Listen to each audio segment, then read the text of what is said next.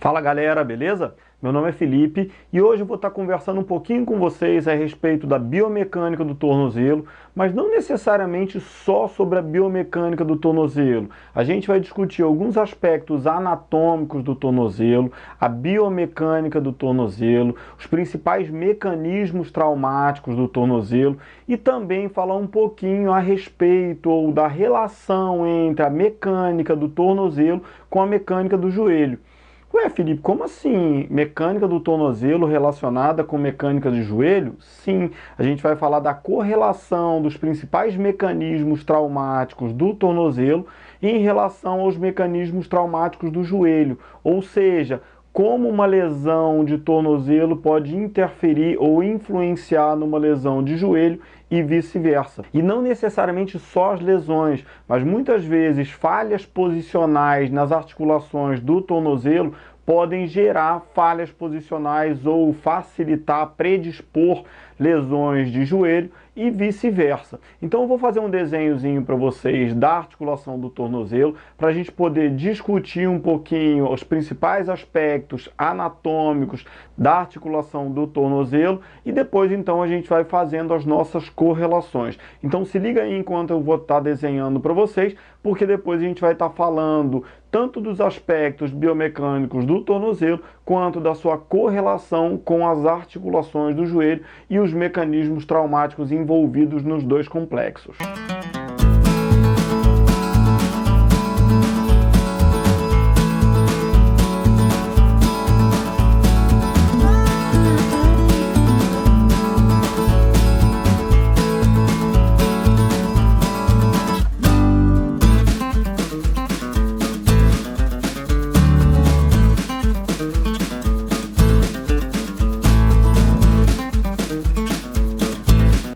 Nesse desenho eu estou tentando fazer uma ilustração para vocês dos principais ossos ou dos ossos que envolvem aqui o nosso pé e principalmente também dos ossos que envolvem o nosso tornozelo.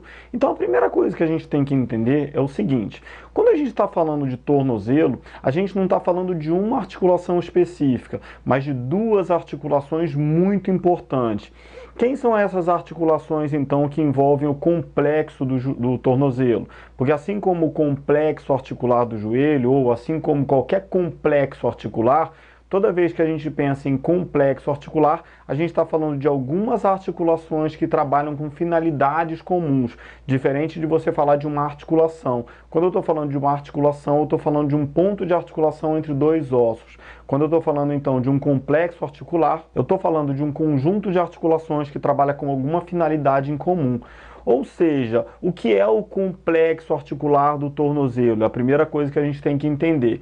Então, quando a gente pensa em complexo articular do tornozelo, esse complexo articular ele é formado por duas articulações principais. Quem são essas articulações, então? Então, a gente vai ter uma articulação aqui, que é a articulação tibio-talar, ou seja, que é a articulação entre o meu osso talos, que é o primeiro osso aqui do pé, e a pinça maleolar, que muitos autores consideram também, ou denominam também essa articulação como a articulação da pinça maleolar, ou como a articulação talos maleolar. Por que isso? Porque, na verdade, o talos ele se articula superiormente aqui com a tíbia, e ele se articula com a fíbula lateralmente. Mas, na verdade, o grande ponto de articulação onde acontecem os movimentos aí, na verdade, vai ser entre o talos e a tíbia, ou seja, na tibio-talar, que vai ser uma das articulações do complexo do tornozelo. Só que esse complexo do tornozelo, essa tibio-talar, ela não vai ter, então, um ponto de articulação lateral. Então, esse meu ponto de articulação lateral, então, vai ser o ponto de articulação com a fíbula. Então, a gente conhece, ou a gente sabe que anatomicamente, na extremidade distal da fíbula, a gente vai ter um acidente ósseo que é chamado de maléolo lateral, assim como na extremidade distal da tíbia, a gente vai ter o nosso maléolo medial. E esse maléolo lateral, junto com o maléolo medial, eles formam o que a gente chama de pinça maleolar. E nessa pinça maleolar, então, se encaixa o talos, que vai ser o nosso primeiro osso do pé. Só que esse talos aqui, ele se articula, na verdade, com a tíbia. Então, o nome da articulação tibiotalar, tá? Então vai ser a primeira articulação aqui do complexo. Por que ela vai ser uma articulação tão importante? Porque quando a gente pensa em mobilidade do tornozelo, os principais movimentos do tornozelo são flexão plantar e flexão dorsal, ou seja, plantiflexão e dorsiflexão, pé para baixo e pé para cima. Felipe, esses movimentos acontecem em que articulação? Esses movimentos, então, eles acontecem na articulação tibiotalar, que é uma das articulações do complexo, então, do tornozelo. Agora, qual é a relevância clínica ou o que a gente tem que levar em consideração quando a gente pensa nesses movimentos de plantiflexão e dorsiflexão? Quando a gente pensa em movimentos ou em uma articulação, as articulações elas têm posições que a gente chama de posição de ajuste frouxo e posição de ajuste máximo. O que significa uma posição de ajuste máximo? É quando a articulação está bem encaixada, ou seja, ela está bem comprimida. As extremidades ou as superfícies articulares elas estão no seu ponto máximo de contato. Isso significa que nessa posição de ajuste máximo eu tenho muito pouco movimento artrocinemático, porque ela está bem encaixadinha, ou quase nenhum movimento artrocinemático. Agora, quando eu penso em posição de ajuste frouxo, significa aquela posição na articulação ou aquele ângulo de movimento em que na articulação as extremidades articulares, então, elas estão mais distantes. Consequentemente, eu tenho uma maior folga articular e, consequentemente, então, eu vou ter uma maior amplitude desses movimentos artrocinemáticos. Então, a gente fala que isso é uma posição de ajuste frouxo porque a articulação ela está mais móvel. E aí entra um outro grande conceito que a gente tem que entender. O conceito de estabilidade e mobilidade, ou a relação entre estabilidade e mobilidade. Quanto mais móvel eu tô, menos estável eu tô. Quanto menos móvel eu tô, mais estável eu tô. Então, quando a articulação ela está em posição de ajuste frouxo, significa que ela está mais instável, mais suscetível à lesão. Quando a articulação está em posição de ajuste máximo, significa que mais estável ela está. Apesar dela ter menos mobilidade, ela vai ter mais estabilidade. Então, menos suscetível ela está à lesão. Então, quando a gente está falando aqui na articulação tibiotalar, a gente vai ter uma posição de ajuste frouxo durante a flexão plantar, ou seja, pé para baixo, e uma posição de ajuste máximo durante a flexão dorsal. Felipe, por que é tão importante eu conhecer essa posição de ajuste frouxo e a posição de ajuste máximo do tornozelo? Porque a gente pode associar, então, com as principais lesões do tornozelo. A lesão mais comum de tornozelo é a entorse por inversão de tornozelo. Agora, eu vou ter que conhecer esses mecanismos traumáticos, então, e associar esse mecanismo traumático com a anatomia e a biomecânica, então, dessa primeira articulação nossa, que vai ser a articulação, então, tibiotalar. Por que isso acontece? Por que a posição de ajuste frouxo acontece durante a flexão plantar ou plantiflexão? Aqui a gente está tendo uma vista lateral do nosso tornozelo, né? E, consequentemente, uma vista lateral do talos. Só que quando eu tenho uma vista anterior do talos, o que eu percebo? Eu percebo que a minha região anterior do talos, ela vai ser mais espaçada, ou seja, ela vai ter uma maior largura do que a minha extremidade posterior. Então, quando eu olho o talos de cima, aparentemente ele tem um formato triangular, sendo que essa base do triângulo é anterior e o ápice do triângulo posterior. O que significa isso? Que a parte posterior do talos ela é mais estreita, mais fina. Olha a correlação clínica então. Toda vez que eu estou fazendo flexão dorsal, esse meu talos ele desliza posteriormente. Consequentemente, a parte mais grossa, ou seja, a parte mais larga desse talos encaixa na pinça. Então eu tenho um encaixe mais perfeito. Agora, toda vez que eu faço plantiflexão, essa parte mais alargada do talos, mais espessa do talos, ela sai da pinça malleolar. E quem fica na pinça malleolar é a parte mais estreita. Consequentemente, durante a plantiflexão, eu tenho uma folga na pinça malleolar. E essa folga na pinça malleolar, apesar dela permitir uma maior mobilidade, ela também dá uma maior instabilidade para o talos dentro da pinça malleolar. Consequentemente, eu fico mais suscetível à lesão.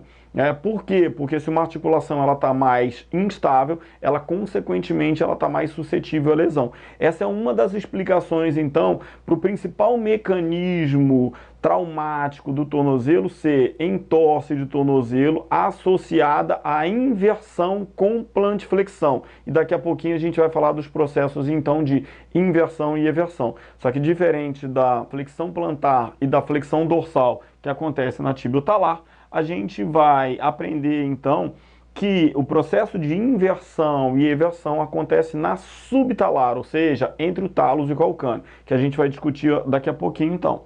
Então, o que aconteceu, então? Toda vez que eu faço plantiflexão, o talos desliza anteriormente, consequentemente, a parte mais grossa do talos sai e a parte mais estreita do talos fica.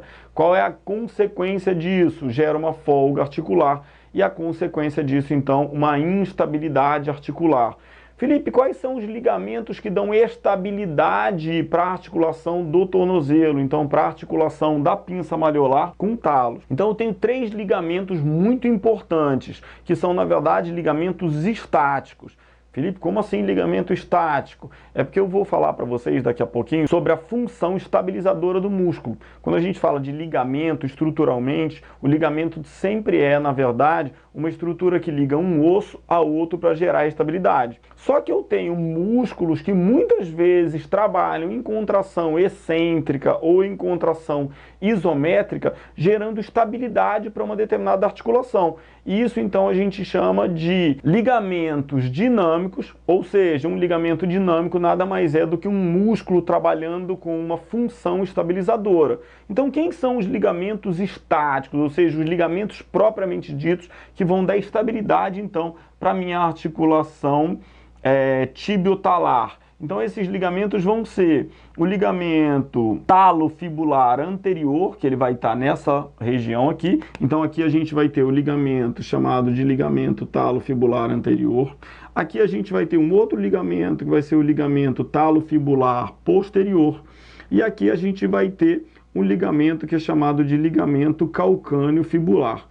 Por que que esses são os mais importantes nesse complexo ou nesse mecanismo que a gente está falando de mecanismo de entorse de tornozelo? Porque as entorses do tornozelo normalmente estão associadas ao mecanismo de inversão, ou seja, pé para dentro. E toda vez que eu penso em entorse com plantiflexão associada com inversão, eu estou sempre sobrecarregando mais a porção lateral do meu tornozelo, consequentemente, os meus ligamentos laterais, talofibular anterior, talofibular posterior e calcâneo fibular, que estão nesse sentido. Felipe, e onde que entraria então o ligamento dinâmico, ou seja, a função muscular estabilizadora nessa articulação do tornozelo? Então, quando a gente pensa na articulação do tornozelo, a função estabilizadora durante a flexão plantar é feita pelo músculo tibial posterior. Ué, Felipe, como assim um músculo tibial posterior? É porque aqui, quando a gente pensa na articulação da tíbia com a fíbula distalmente, ou seja, na articulação tibio-fibular distal, a gente está falando de uma articulação imóvel. Só que, na verdade, ela não é completamente imóvel como as suturas. Ela é uma articulação que tem pequena mobilidade. A grande função aqui da articulação tibio-fibular distal é formar a pinça malleolar para permitir, então, os movimentos do talos dentro da pinça, mas dando estabilidade para esse tornozelo. Então, não tem uma função de mobilidade muito significativa. Na verdade, a minha grande função é gerar estabilidade para a articulação tibio-talar. Agora, Felipe, como que a gente pode gerar estabilidade se essa articulação, então, tibio-fibular distal, ela já é uma sindesmose e ela não tem movimento ou quase não tem movimento? Lembra que eu falei para vocês? Toda vez que eu estou fazendo uma flexão plantar, o meu talo se desloca anteriormente e ele gera uma instabilidade na articulação do tornozelo, porque a parte mais espessa do talo sai e a parte mais fina do talo fica dentro da pinça malleolar. Então isso gera uma instabilidade. Então como que eu posso tentar ganhar um pouco de estabilidade? Toda vez que a gente está fazendo flexão plantar, o meu músculo tibial posterior ele é ativado e a consequência dessa ativação do tibial posterior vai ser tracionar a tíbia contra a fíbula. Mesmo que o movimento seja muito pequeno, ele consegue fechar um pouquinho essa pinça malleolar, dando um pouco mais de estabilidade para a articulação do tornozelo. Por isso que é tão importante o trabalho do músculo tibial posterior quando a gente pensa em geração de estabilidade do tornozelo. Tanto um fortalecimento através de trabalho concêntrico, isométrico, excêntrico, quanto também um trabalho proprioceptivo, estimulando a ação, estimulando a resposta proprioceptiva, voluntária e involuntária do tibial posterior na prevenção de lesões, então, do tornozelo, principalmente quando a gente está pensando, então, na articulação entre a pinça malleolar e o talos. Beleza? Felipe, então são esses os movimentos que acontecem no tornozelo? Sim, quando a gente pensa, então, nessa articulação. Primeira articulação do complexo do tornozelo, então, que a gente está falando é a tibiotalar ou o que a gente chama, então, de talos malleolar, porque eu tenho, então, a articulação lateralzinha ali, ele pegando, então, o complexo, né, ou o maléolo lateral, que é a parte, então, da fíbula. Beleza? Agora, se eu estou falando que ele é um complexo articular, todo complexo articular ele vai ser formado por mais de uma articulação. Então, quem seria a outra articulação, então, do meu tornozelo? A outra articulação do tornozelo, então, é o que a gente chama de articulação subtalar, ou seja, a articulação entre o talos e o calcâneo. Lembrando que o talos e o calcâneo formam uma região do meu tornozelo, uma região do pé, que a gente chama de retropé. Então esse retropé é formado pelo calcâneo, que é o meu osso posterior e inferior, e pelo meu talos, que é o meu osso posterior e superior. O talos ele se articula com a pinça malleolar e ele se articula também inferiormente com o calcâneo. Então aqui eu tenho a tibiotalar, aqui eu tenho a minha articulação subtalar. Quais são os movimentos que acontecem na minha articulação subtalar? Então é na subtalar que acontecem os movimentos de inversão e eversão de tornozelo. Então quando a gente pensa no mecanismo traumático, o principal mecanismo traumático do tornozelo, que é flexão plantar associado à inversão, significa que a flexão plantar aconteceu na tibiotalar, mas a inversão aconteceu na subtalar. Então a gente está associando um movimento da pinça malleolar, do talos na pinça malleolar, e outro movimento que está acontecendo entre o talos e o calcâneo. Então, primeira coisa que vocês têm que entender e que vocês não podem esquecer é que plantiflexão e dorsiflexão acontecem na tibiotalar, e que inversão e eversão acontecem na subtalar. E por que agora a subtalar ela é tão importante para a gente? Porque ela que vai associar e que vai ser responsável por esse movimento de inversão e o movimento de eversão de tornozelo, ou seja, pé para dentro e pé para fora. Felipe, agora que eu sei então quais são os movimentos da tibiotalar e quais são os movimentos da subtalar, você tinha falado lá no começo que a gente vai associar mecanismo traumático de tornozelo com mecanismo traumático de joelho. Como assim? Qual é a relação entre mecanismo traumático de tornozelo e joelho? O que uma coisa tem a ver com a outra? Então, olha o que acontece. Se eu estiver pensando na minha fíbula, né, a fíbula vai ter articulação lá em cima e a fíbula vai ter articulação lá embaixo. Então eu vou ter uma articulação tibiofibular proximal, que é próxima então do joelho, não faz parte do complexo articular do joelho, porque não está dentro da mesma cápsula articular, mas ela está lá muito próxima, ou seja, na região posterior e lateral da epífise proximal da tíbia, se articulando. E a gente vai ter uma outra articulação, então, que vai ser a tibiofibular distal, que a gente já conversou um pouco, então, que ela é uma sindesmose ou uma articulação imóvel. E a principal função dela, então, é dar estabilidade aqui. Por que é tão importante ou por que eu tenho relação e quais são as relações com o joelho? A primeira relação é quando a gente pensa na fíbula. Por quê? Porque a fíbula tem articulação em cima e tem articulação embaixo. E lá na cabeça da fíbula, quando a gente pensa no joelho, então, na cabeça da fíbula eu tenho o ponto de inserção da minha porção longa do bíceps femoral. E toda vez que eu tenho um encurtamento, e a gente tem uma tendência muito grande de ter encurtamento nos isquios tibiais, consequentemente um encurtamento também na porção longa do bíceps femoral, eu vou ter uma tendência de tracionar essa cabeça da fíbula posteriormente. Porque, como eles são posteriores, eles vão estar puxando então essa cabeça da fíbula posteriormente. Eles não, na verdade, especificamente a porção longa do bíceps femoral quando ela está encurtada. Então, se eu tenho um encurtamento do bíceps femoral lá em cima, lá na coxa, eu vou estar tracionando a cabeça da fíbula posteriormente. E como essa fíbula, então, ela fica nesse sentido, toda vez que eu estou tracionando a cabeça da fíbula para trás, eu estou empurrando ou deslocando esse maléolo lateral para frente. E o deslocamento anterior do maléolo lateral, ele gera uma maior tendência à inversão de tornozelo e uma maior frouxidão articular quando a gente pensa, então, na articulação talos maleolar, ou seja, ele afrouxa essa pinça maleolar e isso gera uma instabilidade ainda maior. Beleza.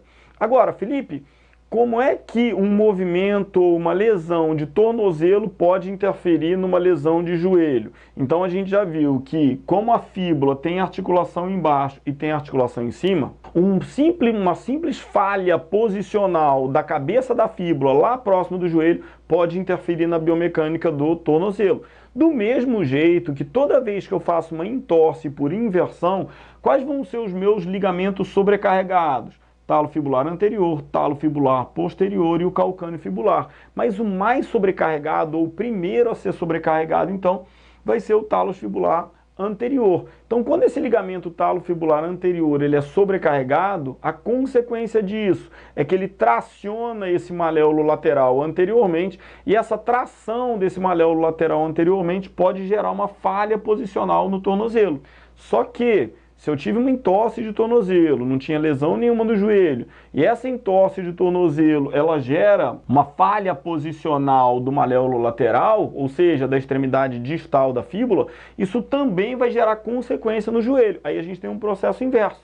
Uma falha posicional de tornozelo gerando uma falha posicional ou alguma alteração biomecânica no meu joelho. Por quê? Porque toda vez que eu anteriorizo o maléolo lateral, consequentemente eu vou posteriorizar então a minha cabeça da fíbula, gerando então um encurtamento. Então a gente viu que o encurtamento ele pode causar uma anteriorização, mas o encurtamento ele também pode ser causado por uma anteriorização. Então a gente tem uma relação direta entre biomecânica do tornozelo e biomecânica do joelho. Agora, a principal relação que acontece então entre lesão de tornozelo e lesão de joelho é quando a gente pensa então nas entorses de joelho, principalmente nas lesões de ligamento cruzado anterior. E o ligamento cruzado anterior, ou a lesão do ligamento cruzado anterior, é uma das lesões traumáticas mais comuns do joelho, tanto a lesão de LCA quanto as lesões de menisco.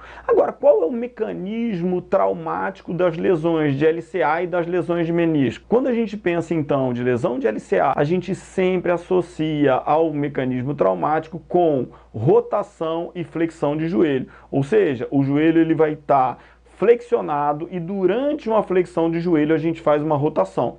Beleza, Felipe, esse é o mecanismo traumático, então, de joelho, né? O principal mecanismo traumático de menisco e de LCA. Qual é a relação, então, do tornozelo com esse mecanismo traumático, então, de flexão com rotação de joelho? É que toda vez que eu faço uma flexão com rotação de joelho, se eu tiver com o meu pé fixo, eu gero uma sobrecarga na articulação do joelho. Agora, se eu tenho uma mobilidade na articulação subtalar, ou seja, na articulação entre o talos e o calcâneo, toda vez que eu estou com o joelho flexionado e que eu faço uma rotação de joelho, eu vou ter também associado uma rotação ou um movimento na subtalar. Que movimento é esse? Associado com a rotação interna, eu vou ter um processo de inversão e associado com a rotação externa, eu vou ter um processo de eversão. E esse processo de inversão e eversão, como a gente já viu, eles acontecem então na articulação subtalar. Então olha como que isso é importante. Se eu tiver um bloqueio articular e durante as minhas rotações de joelho, com o joelho flexionado, eu tiver uma hipomobilidade ou eu não tiver movimento na articulação subtalar, o que vai acontecer? Como eu vou ter uma hipomobilidade no tornozelo, eu vou gerar uma hipermobilidade no joelho, ou uma compensação no joelho. E nessa hipermobilidade ou nessa compensação que está acontecendo lá no joelho, eu posso favorecer então um processo de lesão, tanto de lesão de menisco quanto de lesão de ligamento. Dessa forma, então, toda vez que a gente está fazendo uma avaliação de joelho, a gente tem que fazer uma avaliação de tornozelo e vice-versa. Por quê? Porque eu tenho que procurar os meus pontos de hipomobilidade e de hipermobilidade, associando a articulação às articulações do complexo do tornozelo. Quando a gente pensa então de articulação da pinça malleolar com o talos, ou seja, da tibiotalar, né? E também da articulação subtalar. Isso aí então quando a gente está falando então de complexo articular do tornozelo. Então a gente vai ter sempre que associar os movimentos do complexo articular do tornozelo com os movimentos do complexo articular do joelho. As falhas posicionais de tornozelo, elas podem gerar lesões de joelho, assim como falhas posicionais de joelho podem então predispor falhas posicionais ou lesões de tornozelo. Então toda vez que a gente vai treinar ou toda vez que a gente vai tratar, a gente tem que avaliar. E toda vez que eu avalio, eu tenho que associar as minhas mobilidades artrocinemáticas de tornozelo, tanto da subtalar quanto da tibiotalar, com a minha mobilidade das articulações do joelho, tanto da articulação, então, fêmuro-tibial, quanto da articulação também fêmuro-patelar. E por que isso é tão importante? Porque, na verdade, o nosso corpo, o nosso sistema, nosso aparelho locomotor, ele é todo interligado. Então, a gente tem relações diretas. Então, muitas vezes eu posso ter uma lesão de joelho, tá tratando um joelho, quando, na verdade, o problema principal, a causa daquele problema está vindo do tornozelo. Por quê? Porque o joelho está sendo sobrecarregado, porque ele está tendo que trabalhar com uma hipermobilidade para compensar uma hipomobilidade do tornozelo. Assim como pode acontecer o contrário. Eu posso estar tendo recidiva de lesão de tornozelo. Por quê? Porque eu tenho hipomobilidade no joelho. E uma hipomobilidade no joelho pode estar gerando, consequentemente, uma hipermobilidade de tornozelo. E é na hipermobilidade que a gente tem a lesão, né? Ou seja, a consequência do problema. Só que a causa dos problemas, elas normalmente estão associadas com hipomobilidade. Por quê? Porque a hipomobilidade vai gerar como consequência uma compensação que vai ser hipermobilidade em outras articulações, às vezes mais próximas, joelho e tornozelo, mas eu posso ter, por exemplo, hipomobilidade no tornozelo associadas com lesões de ombro. Pô, Felipe, mas uma alteração de tornozelo pode gerar ou pode influenciar na biomecânica do ombro? Pode. Isso a gente vai falar quando a gente for estudar, então, as cadeias musculares e as cadeias musculares cruzadas. Como o nosso sistema músculo-esquelético ele é todo interligado e como muitas vezes uma alteração, uma falha posicional em um determinado segmento pode gerar ou pode predispor lesões à distância em outros segmentos. E é por isso que é tão importante a gente conhecer a anatomia e depois a gente conhecer a biomecânica e as correlações entre todos os segmentos, todas as articulações e todos os músculos que compõem, então, o nosso aparelho locomotor, beleza? Espero que vocês tenham gostado e espero vocês aqui na nossa próxima videoaula.